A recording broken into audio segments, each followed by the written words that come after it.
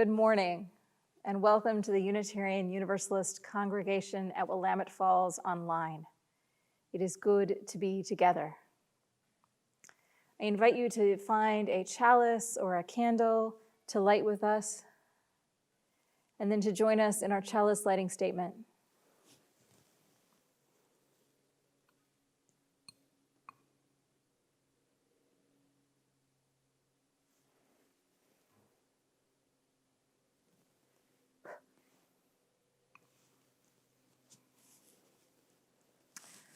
Whoever you are, wherever or whatever you come from, you are welcome here, where we are invited into connection and inspired to spiritual growth. Let us leave this hour together, refreshed anew, ready to ignite action for justice in the wider world. Our opening words this morning are for my friend and colleague, the Reverend Joseph Cherry, who writes, "If we have any hope of transforming the world and changing ourselves, we must be bold enough to step into our discomfort, brave enough to be clumsy there, loving enough to forgive ourselves and others. May we, as a people of faith, be granted the strength to be so bold, so brave, and so loving. Come, let us worship together." I invite you to join us in the singing of our first hymn, "This Little Light of Mine." You can sing out from your own living rooms. No one else can hear you. Let us sing together.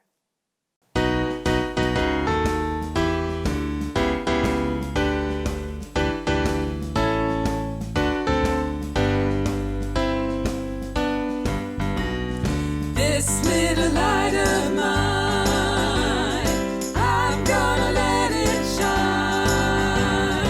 This little light of mine, I'm gonna let it shine. This little light of mine, I'm gonna let it shine. Let it shine, let it shine, let it shine. Everywhere I go, I'm gonna let it shine. Everywhere I go, I'm gonna let it shine. Everywhere I go, I'm gonna let it shine. Let it shine, let it shine, let it shine. Building up a world, I'm gonna let it shine. Building up a world, I'm gonna let it shine. Building up a world, I'm gonna let it shine. Let it shine, let it shine, let it shine. This little light of mine, I'm gonna let it shine. This little light of mine, I'm gonna let it shine. This little light of mine, I'm gonna let it shine. Let it shine, let it shine, let it shine.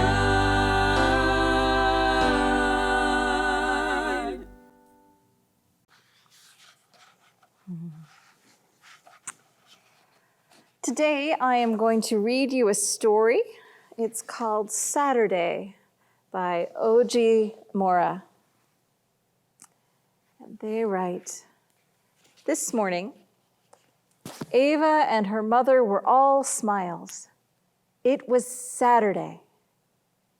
Because Ava's mother worked Sunday, Monday, Tuesday, Wednesday, Thursday, and Friday. Saturday was the day they cherished.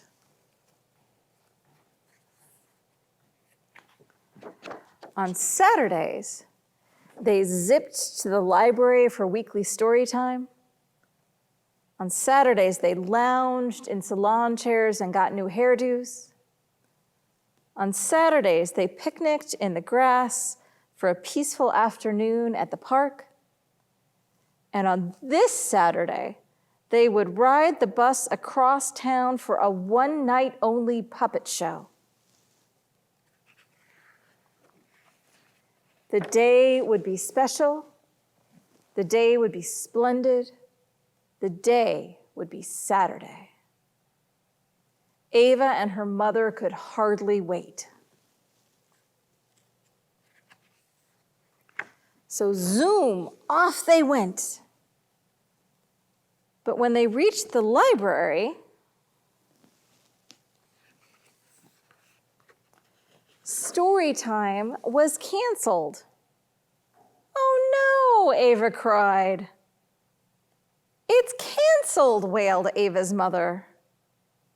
They paused, closed their eyes, and let out a deep breath. Don't worry, Ava, her mother reassured her. Today will be special. Today will be splendid. Today is Saturday. So zoom, off they went. And they went to the salon and they got their hair done. But as they left the salon, whoosh, their hairdos were ruined.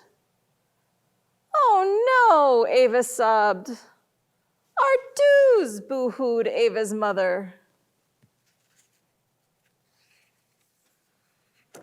They paused, closed their eyes, and let out a deep breath. Don't worry, Ava, her mother reassured her. Today will be special. Today will be splendid. Today is Saturday. So zoom, off they went. But their peaceful afternoon at the park was loud. Oh no, Ava groaned. What did you say? It's too noisy, yelled her mother. Look at all those people at the park.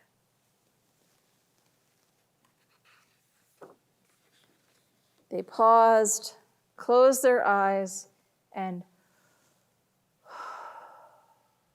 let out a deep breath. Don't worry, Ava, her mother reassured her. Today will be special. Today will be splendid. Today will be ruined if we miss that bus. So zoom to the extra special one-night-only puppet show they went. We made it, Ava exclaimed as they arrived at the theater. Thank goodness, Ava's mother sighed in relief. Hooray for Saturday, they cheered. Tickets, chirped the lady at the door, and mother reached into her purse, and the tickets weren't there. Oh no, Ava's mother gasped. I left our tickets on the table. As Ava watched, her mother crumpled. I've had it, she sighed. Story time was canceled, our hair was ruined, the park was loud, and now we're missing the puppet show. I'm sorry, Ava. We looked forward to this all week, and I've messed up everything. I ruined Saturday.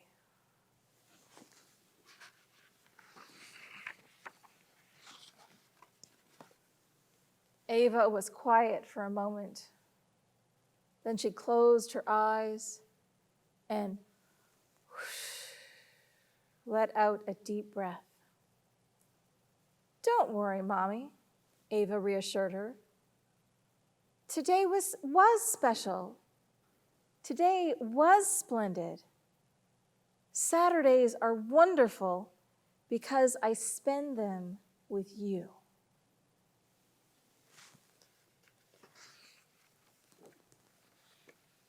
So slowly, hand in hand, off they went.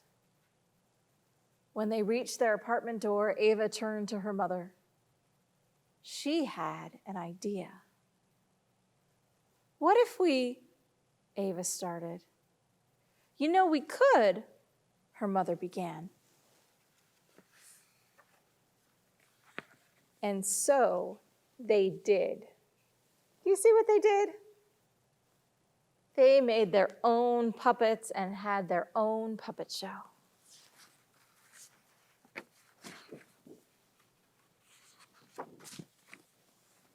What a beautiful day.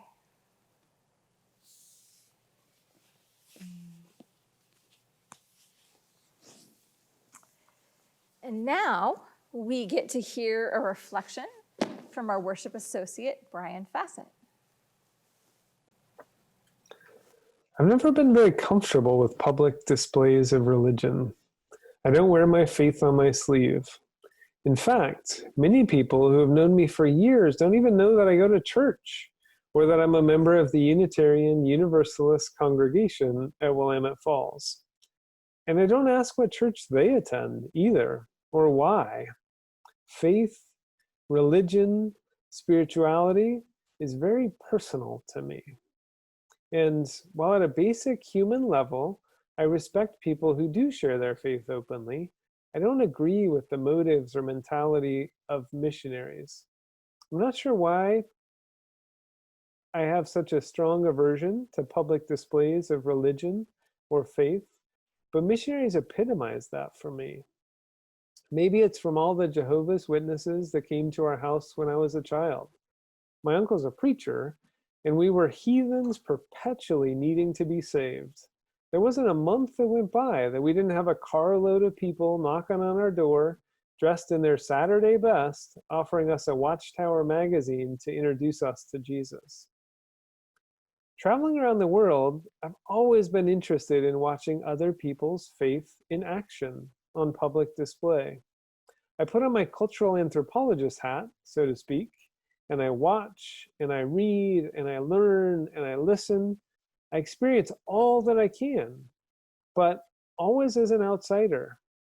From Virgin Mary parades in Peru to whirling dervishes in Turkey, I'm captivated.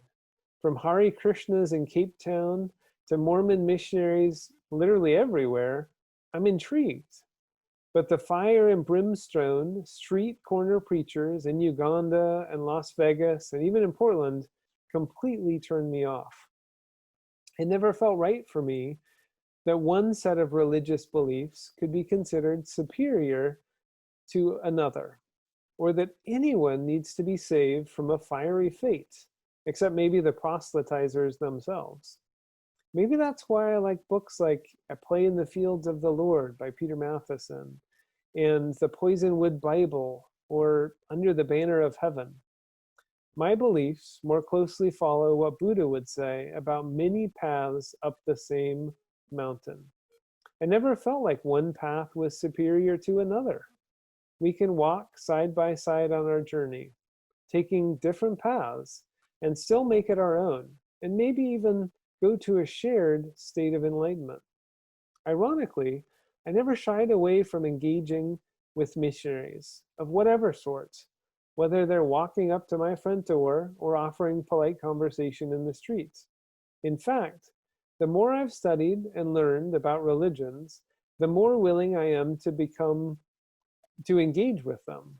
I take delight in exploring how deep their convictions are, how well studied they are, how open-minded they are, whether or not they've ever heard of Unitarian Universalism, and whether I can ferret out just a little bit of hypocrisy through our exchange. Today was supposed to be our annual service in the park, and while some of us might be tuning in from outside, we aren't able to be together in that same space, and we aren't able to carry on this annual tradition that we have in previous years. Hopefully, we'll be back there again next year. Last year was actually the first time attending the service in the park for me, and reflecting on it now, that was a big deal. Doing something like that out in the open, in public view, was a big step. I had never done that before. I wasn't sure what it would be like. In past years, we've thought about attending the service in the park, but there was always some reason that we couldn't. Whether it was a camping trip or a family gathering or something else, we never made it happen. And I realize now more that those were my excuses, now that I've thought about it more over time. I think it was just fear of the unknown. Whether there would be a banner out displaying the name of the congregation, would we parade around the park singing from our hymnals? Would we get dunked in the river? Would we be a public spectacle like the ones I had curiously observed all over the world? Would someone I know from another part of my life see me there? How would that feel? Until last year, it never felt like a risk worth taking to me. Now, I can't wait to do it again. The irony is that my favorite place to get in touch with my spirituality is outside, in nature. There's no time I feel more at peace than when I'm outside. Ideally, without a building or car or plane or another person in sight. Hearing no human-made sound, just nature all around me, flooding all my senses, feeling the warm sun, seeing the trees and the river, sitting on the grass, smelling the earth and the plants around us, sitting, reflecting, meditating, listening to Will Wigmore play his guitar. It was great. And I was relieved that we didn't have a banner up, that we didn't parade around singing and waving and getting any undue attention. In Uganda, we were regularly asked, "Where do you pray?" And I think they were looking for an opportunity to invite us to participate in their church services. But I never engaged. I never answered their question. If I had, I would have said outside, in nature, away from people and buildings and those artificial constructs that distract or separate us from our natural world. That's why I'll be tuning in to our summer Zoom services from our deck and looking forward to next year's service in the park.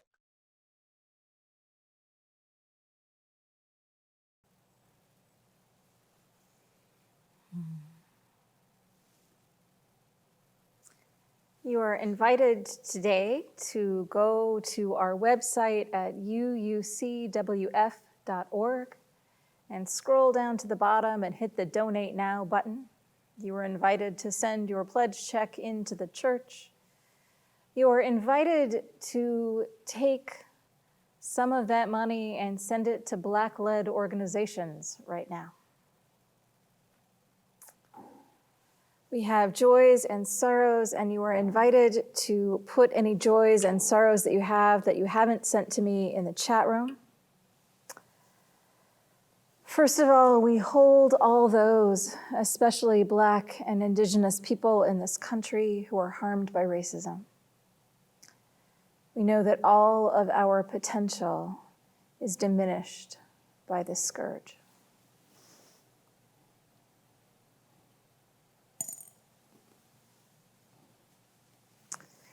John and Sherian Yeager are both recovering at home after John had hernia surgery and Sherian had a heart procedure. They are grateful to Mark and Diana, who brought food to them.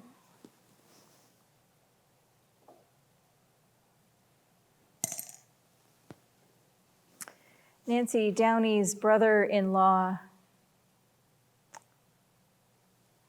Ron, passed away in Florida immediately after entering hospice.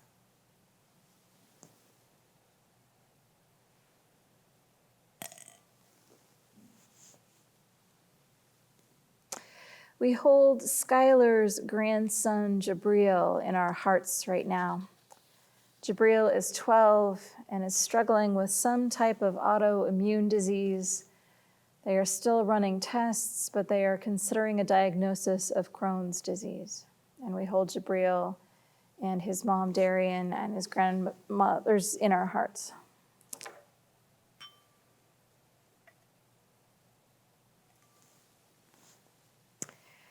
And we hold Jim and Kate Grant, who are back east at the Mayo Clinic, awaiting Kate's hip transplant.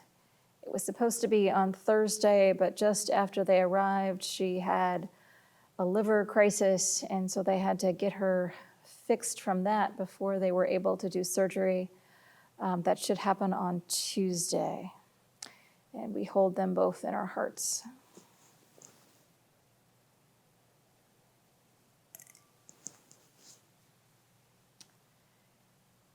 Morena said, the sad and sudden death of a friend here at Rose Villa.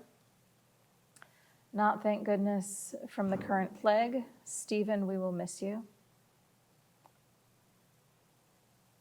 Ruby has two sorrows. Ruby's friend's mom recently died of cancer. And one of her guinea pigs died of heat stroke last week, and one is on antibiotics because of a tumor. We hold your guinea pigs, and especially your friend, in our hearts, Ruby.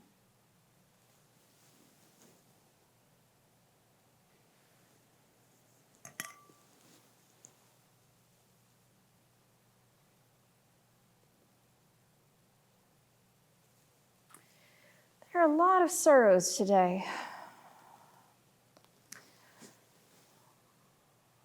I know one joy for me is that today is my older daughter Mika's 22nd birthday. So happy birthday, Mika.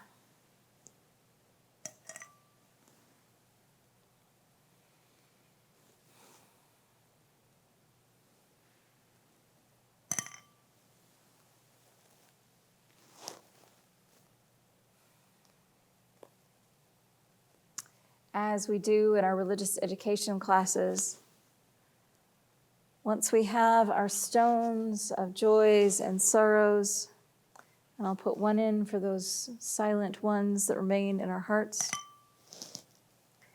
we pour the water of community in. And Shannon's joy is that her youngest graduated from high school last weekend. So that's wonderful. We are all held and surrounded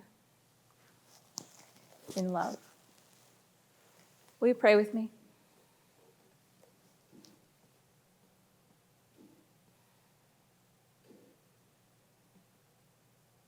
Spirit of life and love,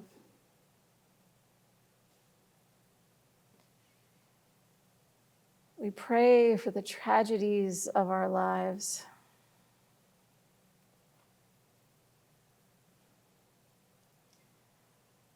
We pray and hold folks that need holding.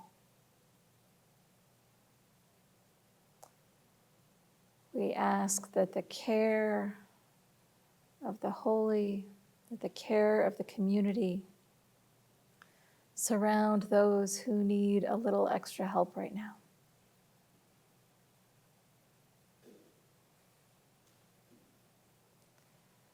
We pray for our country right now. In the midst of upheaval, in the midst of reckoning, in the midst of a struggle for justice that has been going on for centuries, that white people seem able to kind of come into and out of. May this moment be a turning.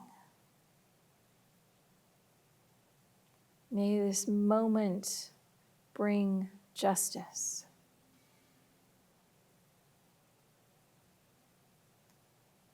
May we all be surrounded with love and care and dignity and respect.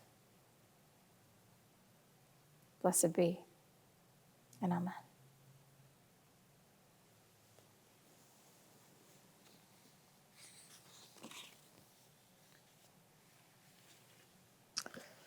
Our reading today is from Rosemary Bray McNatt, from a book called Ben in the Storm So Long. Rosemary Bray McNatt is an African-American Unitarian minister. She was the leader of Star King for quite a while. It feels important to note that this piece that I'm about to read, called Fears, was written in 1991. May it remind us of how little has changed. He phoned more than an hour ago to say he was on his way home, but I have yet to hear the scrape of the iron gate, the rattling keys, so I worry. Most married women fret about a tardy husband. Young Black women like myself worry more. For most people in New York, the urban boogeyman is a young Black man in sneakers. But we live in central Harlem, where every young man is Black and wears sneakers. And so we learn to look into the eyes of young males and discern the difference between youthful bravado and the true dangers of the streets. No, I have other fears. I fear white men in police uniforms, white teenagers driving by, thin, panicky, middle-aged white men on the subway. Most of all, I fear that their path and my husband's will cross one night as he makes his way home. I fear that some white person will look at him and see only his or her nightmare, another Black man in sneakers. But he's also a writer, an amateur cyclist, a lousy basketball player, his parents' son, my life's companion. When I peek out the window, the visions in my head are those of blind white panic at my husband's Black presence. Once upon a time, I was vaguely ashamed of my paranoia about his safety in the world outside our home. After all, he's a grown man. I am reminded over and over how dangerous white people can be, how their fears are still a hazard to our health. When white people are ruled by their fears of everything Black, every Black man is a rapist or even a murderer.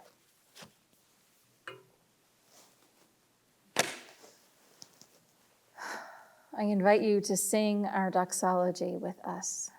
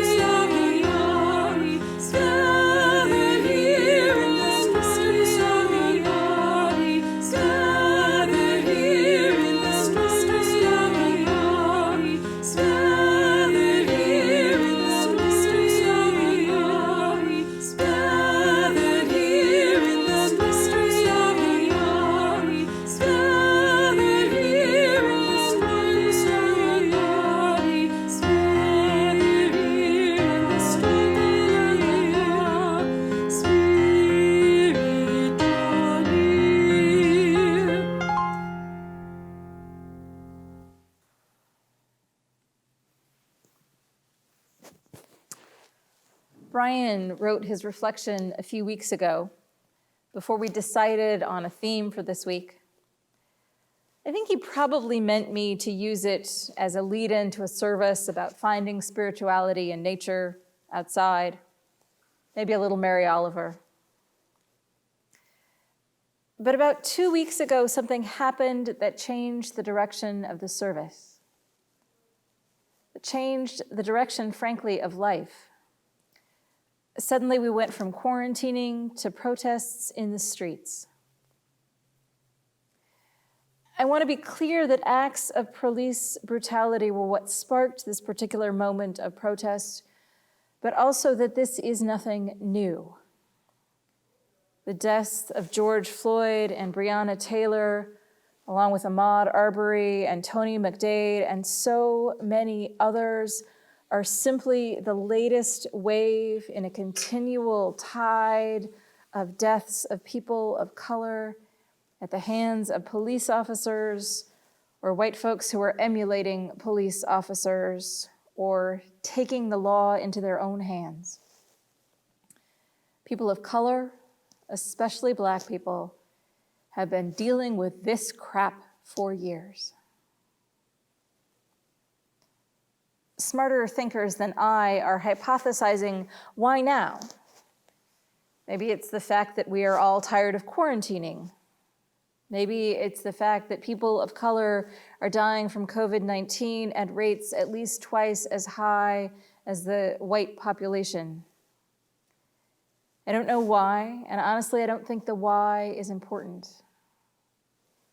What is important is that we are in a cultural zeitgeist where suddenly ordinary people, not just anarchists and agitators, are starting to talk about ideas like defunding the police. I know that some of these ideas may seem scary to some of us. I know that upending the systems that we've relied on can be frightening.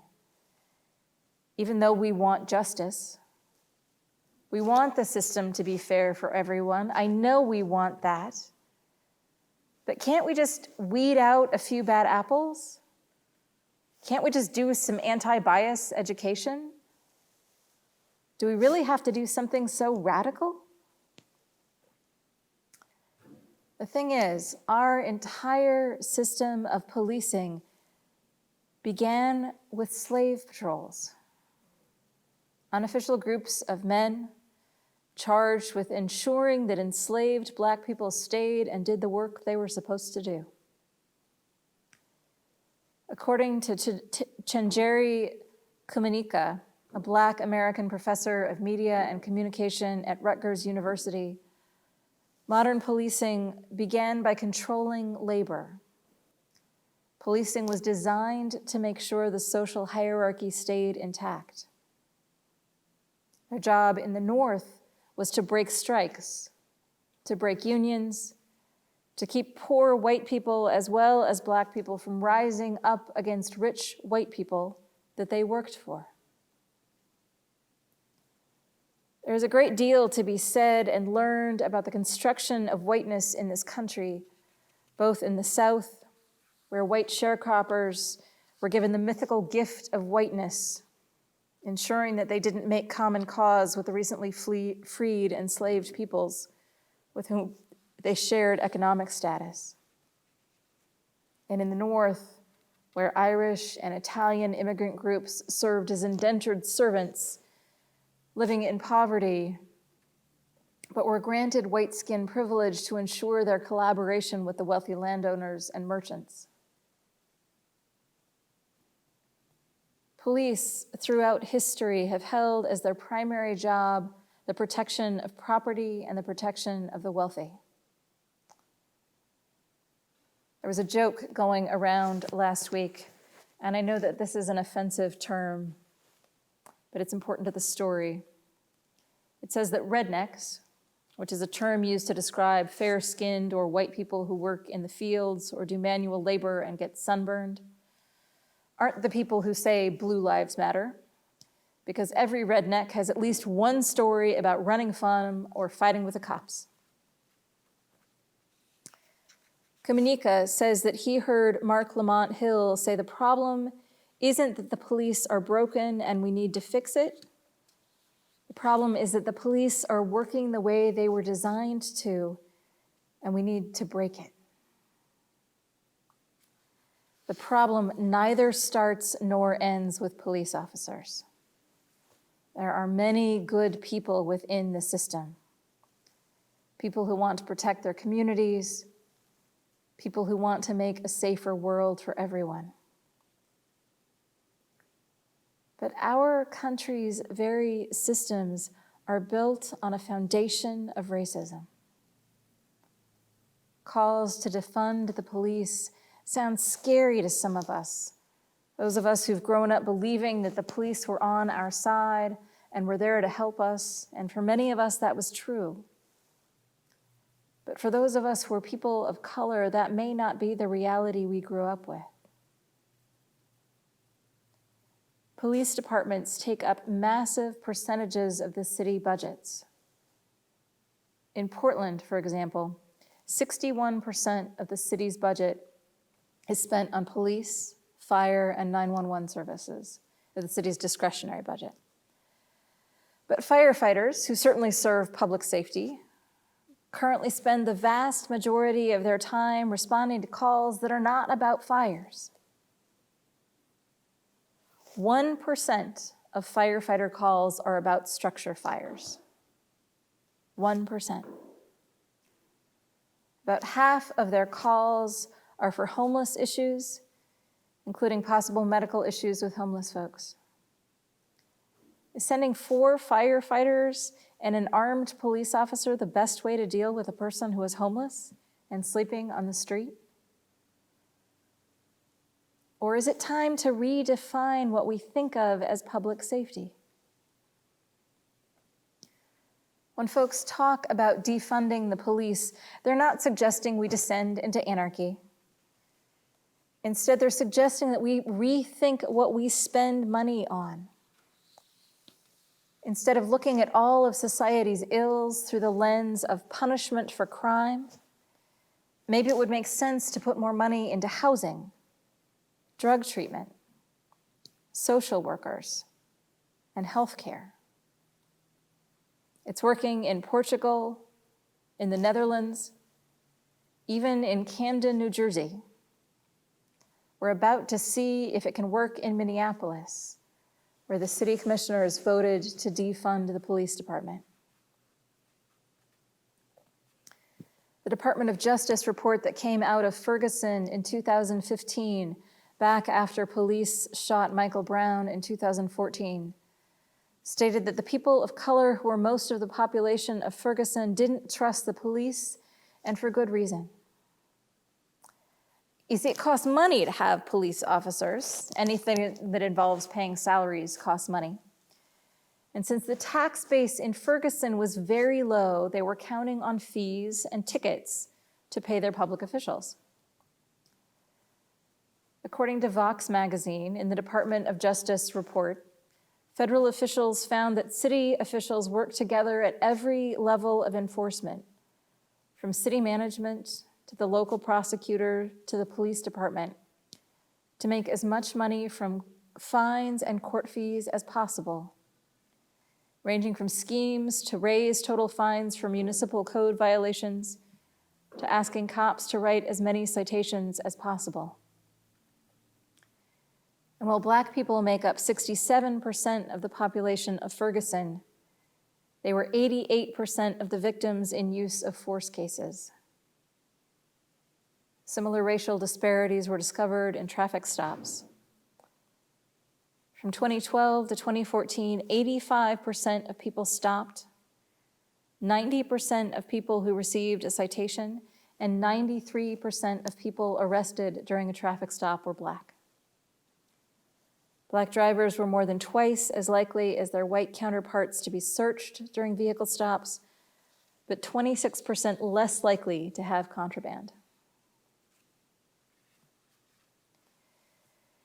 It also feels important to mention that the current president has directed the Department of Justice not to enforce consent decrees, which were designed to provide federal oversight when local police departments are found to be engaging in a practice of discriminatory policing.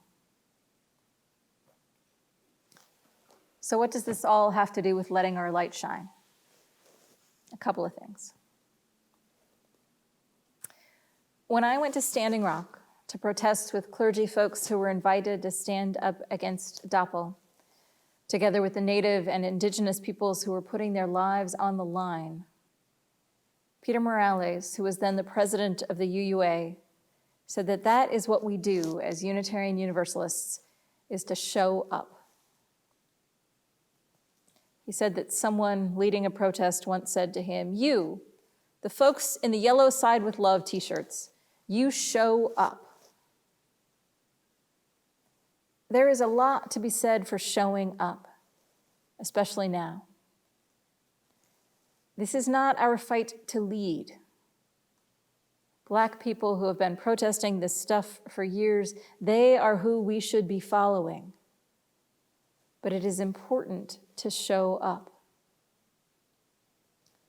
But what does showing up mean in this time of coronavirus? I am not saying that everyone should be going to protests. I am not blaming anyone who makes that decision, but it is not the only way to be involved, not by a long shot.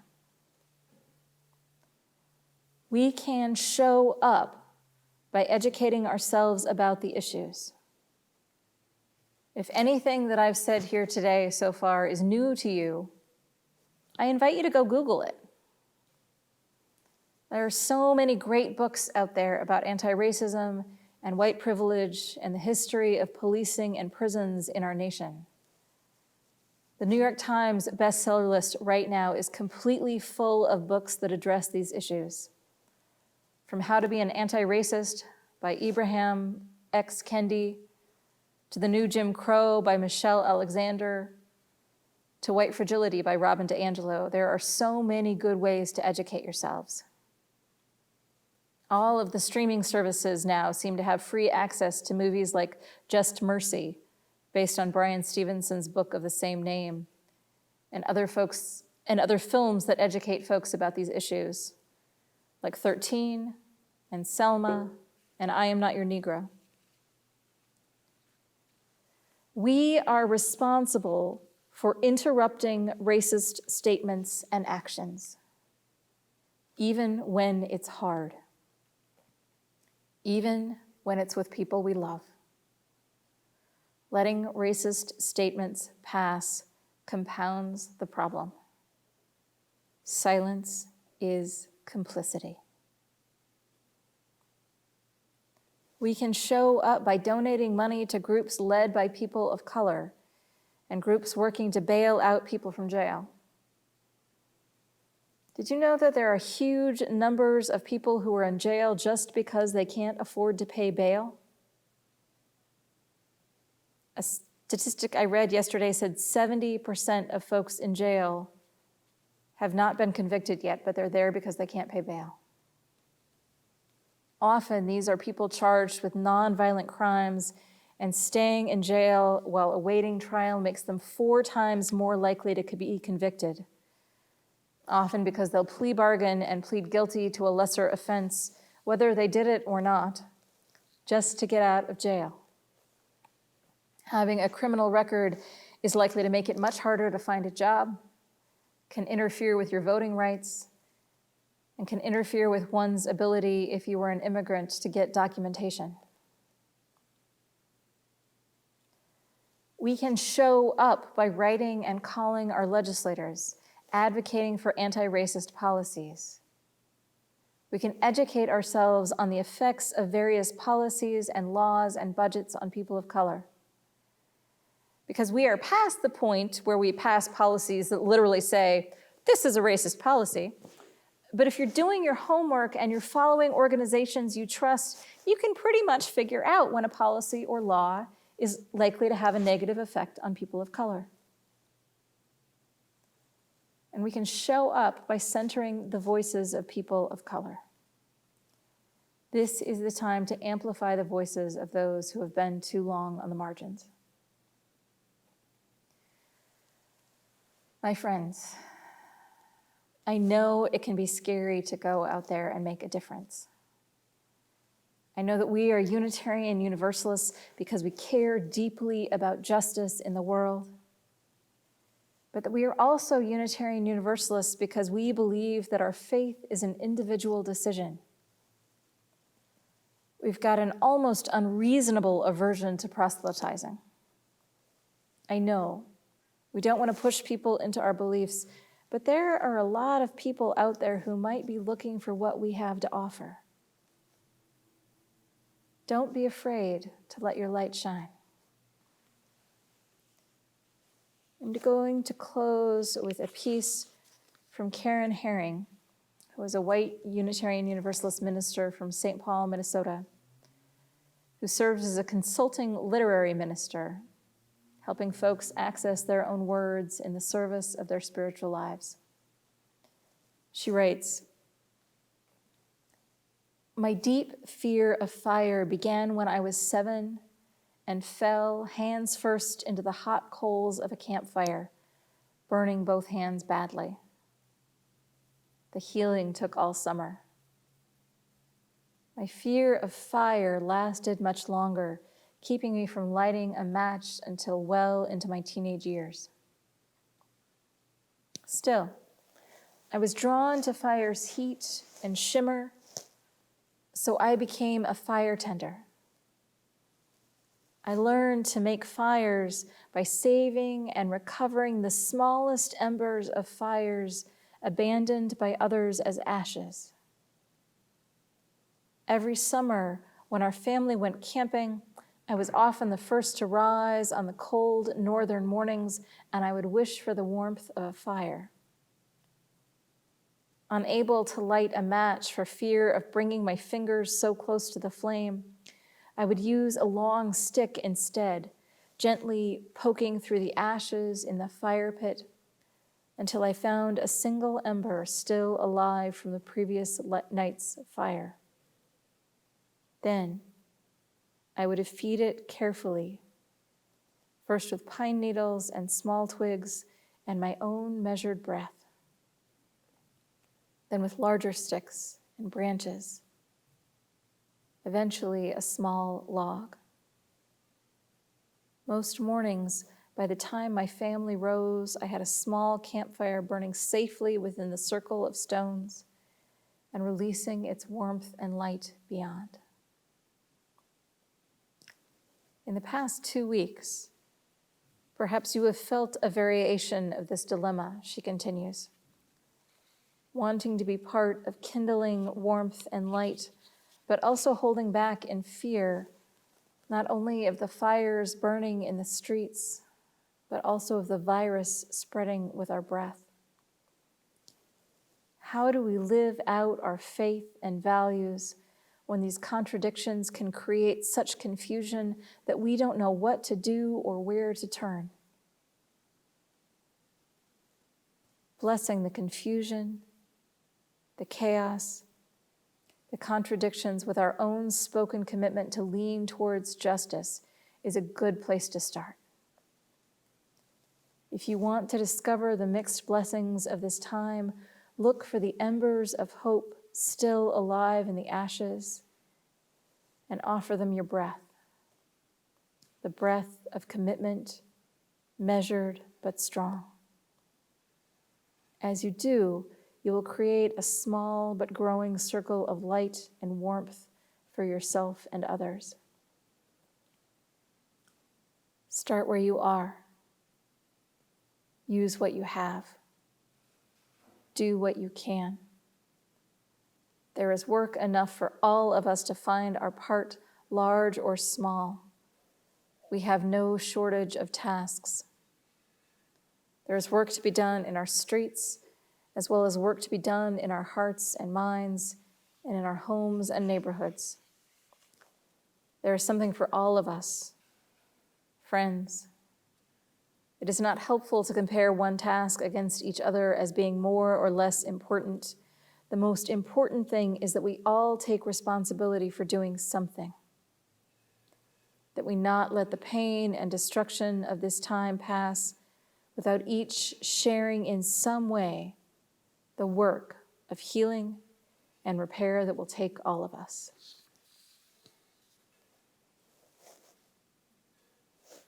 Go. Do what you can, friends. The work is important. It will take all of us, and it must be done. Blessed be, and amen.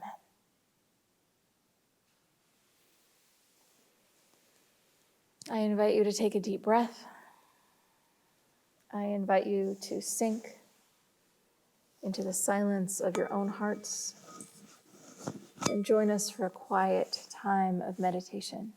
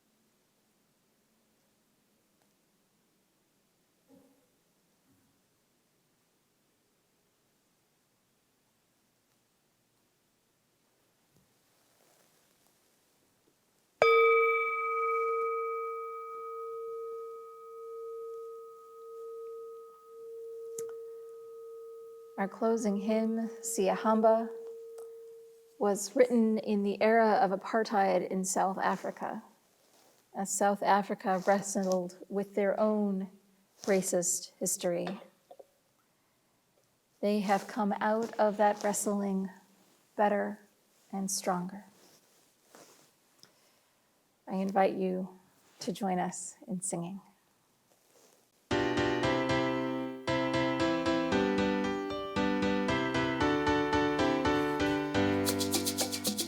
Siyahamba kukenyen kwenkos, siyahamba kukenyen kwenkos, siyahamba kukenyen kwenkos, siyahamba kukenyen kwenkos, siyahamba, siyahamba, siyahamba kukenyen kwenkos, siyahamba,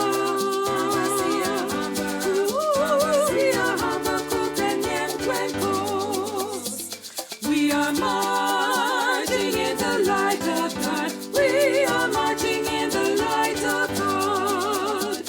We are marching in the light of God. We are marching in the light of God. We are marching. We are marching. We are marching in the light of God. We are marching.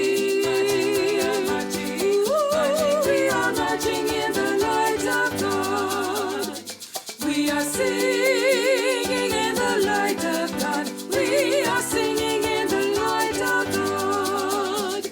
We are singing in the light of God. We are singing in the light of God. We are singing, singing, we are singing, singing. We are singing in the light of God. We are singing, singing, we are singing, singing. We are singing in the light of God.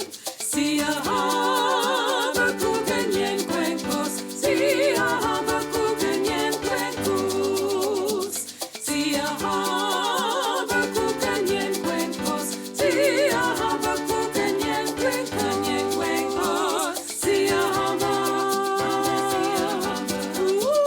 siyahamba kukenyen kwenkos, siyahamba, siyahamba kukenyen kwenkos.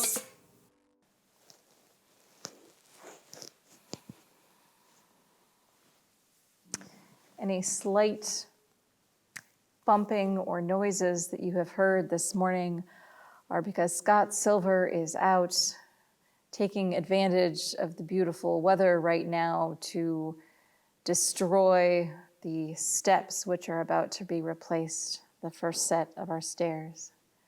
We are grateful for all of the ways that we do our work in the world.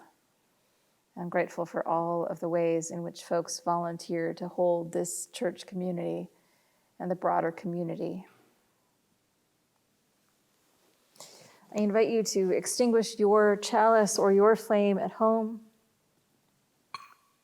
We extinguish this flame, but not the light of truth, the warmth of community, or the fire of commitment. These we carry in our hearts until we are together again. As you go from this place, do not be afraid to dream big, to dream boldly, to imagine new ways of being. And like the rabbi and the Talmud once said, you do not need to do all the work, neither are you free not to begin. Go in peace, my friends, and go in love. Blessed be, and amen.